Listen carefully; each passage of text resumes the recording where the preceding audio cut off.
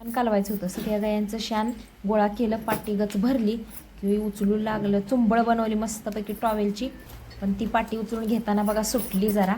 पाटी उचलून घेतली की गेली मी तिकडं बॅगकडं. आमचा बॅगचा गोबर गॅस आहे, मग तिथं शेण कालवायचं होतं. मग तिथं गेली तर बघा लई जड होती. कशी तरी घेतली आणि बिगी बिगी गेली पाटी घेऊन पटकन तिथं. आता म्हटलं पाटी हळूच अशी खाली ठेवायची, पण ती काही मला पाटी ठेवायला आली नाही. पाटी बी पडली आणि पाटी अशी खाली टाकताना पाटी बी पडली आणि टॉवेल बी पडला त्या शेणातच बघा.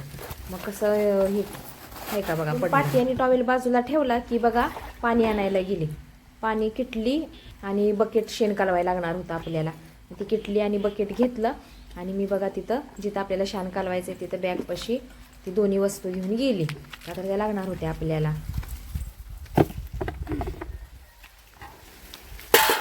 तर आता आपण हे सगळं सामान घेतले, शेण कालवायचं आहे.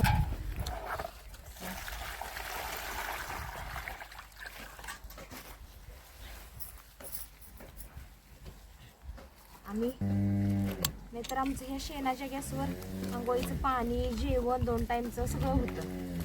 मग हे असं कालवायला लागतं, रोज कालवायला लागतं. असं कालवायचं नाही, असं होतं.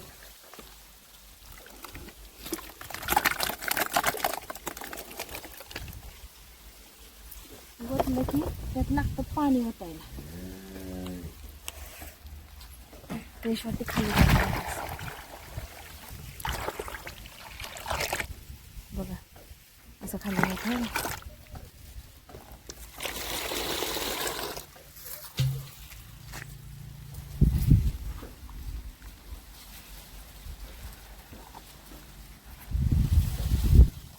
घाण कशाला वाटायला पाहिजे. आपण शेतकरी, आपल्याला विकतचा गॅस घ्यायला परवडतोय का?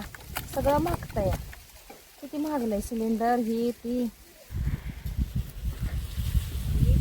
असं शान कालवायला लागतं बघा. असं गाठी गिटोळी अजिबात चालत नाही. तेव्हा ती बरोबर तिच्यातून जातं.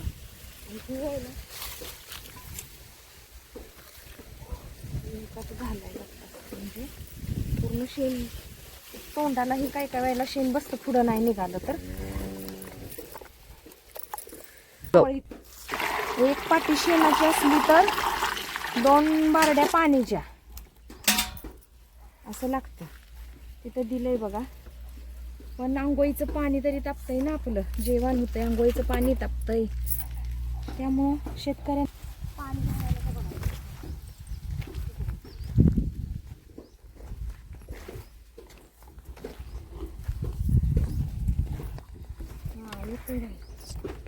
आणि बघा पाणी घेऊन तिकडं असे हे करायला लागतं. ठीक आहे, असं बाहेर येतं. आम्ही ते गारीत सोडलंय पाणी, पण जरा गारगच्च भरले शेणानं. आमची शेणानं गारगच्च भरले म्हणून त्या वावरात असं सोडलंय आम्ही. बघा गारगच्च भरले का नाही. मग आता जर खत भरायचं म्हणलं तर ते वलं मग माणसांना खत शेणखत भरता येणार नाही ना. म्हणून आता जरा ते गार पूर्ण सुकस्तवर तिकडं असं वावरात सोडलंय पाणी. वावर आपल्या वावराला खत होतंय ना, त्यामुळं असं बारीक होऊन येतं पाणी बाहेर. नाही का कसं आलंय बघा. कालवून झालं की बघा तिथं पाठी इकडं येऊन जिथून पाणी बाहेर येतं तिथं ते मॉप असं घालून खाली वर केलं काही पाईपातून पाणी कसं बाहेर येतं या. म्हणजे गच्च भरलं म्हणजे ते सगळं ते पाणी बाहेर निघून खराब शेण ज्या जागी असं काल तयार झालं असतं ते सगळं असं पाणी बाहेर निघून जातं. आणि जे आपण आज कालवलंय ते बॅगमध्ये राहतं. हे का बघा कसं पाणी येते बाहेर.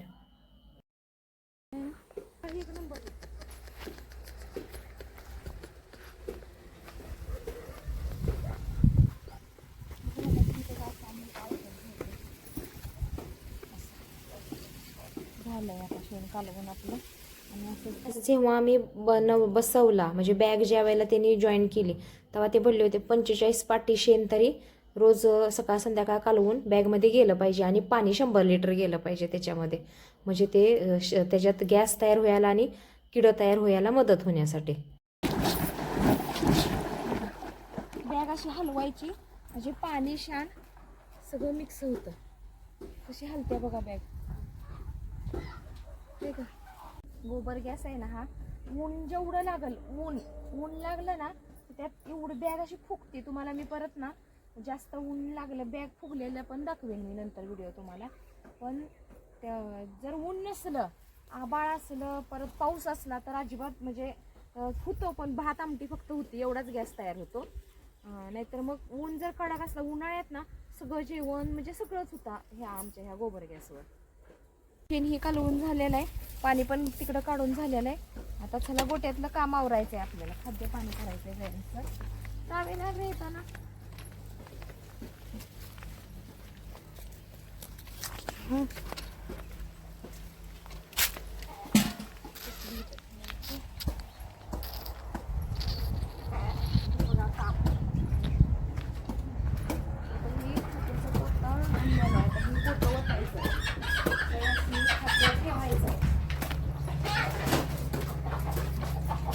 पोतवतायचं, खाद्य काढायचं.